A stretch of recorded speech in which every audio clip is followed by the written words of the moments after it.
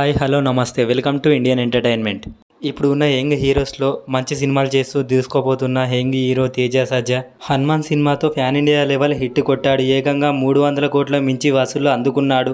ఎన్నో records create చేశాడు. తేజ అందరూ అనుకున్నట్టు హనుమాన్ 2 సినిమాతోనే వస్తాడనుకుంటే లేటెస్ట్గా ఒక కొత్త సినిమా అనౌన్స్ చేశాడు. ఈ సినిమా పేరు వచ్చేసి మిరాయి. ఇందులో ఫస్ట్ లుక్ మరియు గ్లిమ్స్ రిలీజ్ చేశారు. ఈ సినిమాలో తేజ చాలా కొత్త లుక్లో కనిపించాడు. ఈ సినిమాని కార్తీక్ గౌతమ్ నేనే నిర్మిస్తున్నాడు. అతని లాస్ట్ మూవీ ఈగల్ అయితే కొంచెం డిసప్పాయింట్ చేసింది.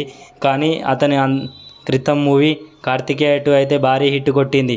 దీని మీద ఈ సినిమాతో చాలా ఎక్స్పెక్టేషన్స్ అయితే పెరుగుతున్నాయి. అలాగే హీరో తేజ తీసిన లాస్ట్ మూవీస్ హనుమాన్ కానీ, జాంబీరెడ్డి కానీ, అద్భుతం, ఇష్కో ప్రతి ఒక్క సినిమా చాలా బాగా హిట్ కొట్టింది. ఈ ఏజ్లోనే ఇంత సినిమా తీస్తుండంటే ముందు ముందు ఇంకెలా తీస్తాడో చూడాలి. మరి ఈ సినిమాలో కథానాయకురాలిగా రితికా నాయక్ నటిస్తుంది. ఇక ఈ సినిమా విషయానికి వచ్చినట్టు అయితే సామ్రాట్ అశోకుని కాలంలో ఉన్న 9 గ్రంథాల గురించి, వాటిని రక్షించడం గురించి ఈ సినిమా కొనసాగుతుంది.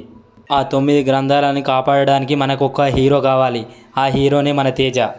వాళ్ళు రిలీజ్ చేసిన ఫోటో కానీ, గ్లిమ్స్ కానీ చూస్తుంటే ఇది ఒక విజువల్ వండర్గా తెరకెక్కిస్తున్నారని అర్థమవుతుంది.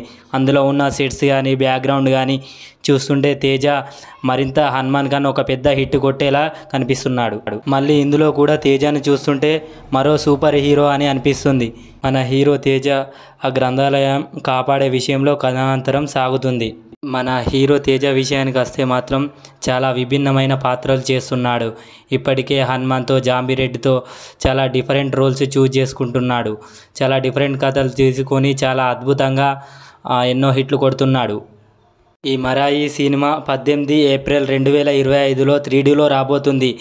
చూసుకున్నట్టయితే ఇంకొక ఏడాది వ్యవధి ఉంది. హనుమాన్ సినిమాతో హిట్ కొట్టగానే అందరి కన్ను తేజ పైకి వెళ్ళింది. ఈ సినిమా అనౌన్స్ చేయగానే ఈ సినిమాపై భారీ ఎక్స్పెక్టేషన్స్, అంచనాలు పెరుగుతున్నాయి. మరి ఈ సినిమా ఏడాదిలో ఎలా తెరకెక్కిస్తారో, ఎంత విధ్వంసం సృష్టిస్తుందో చూడాలి. మరి ఈ సినిమాని పీపుల్స్ మీడియా ఫ్యాక్టరీ వారు తెరకెక్కిస్తున్నారు.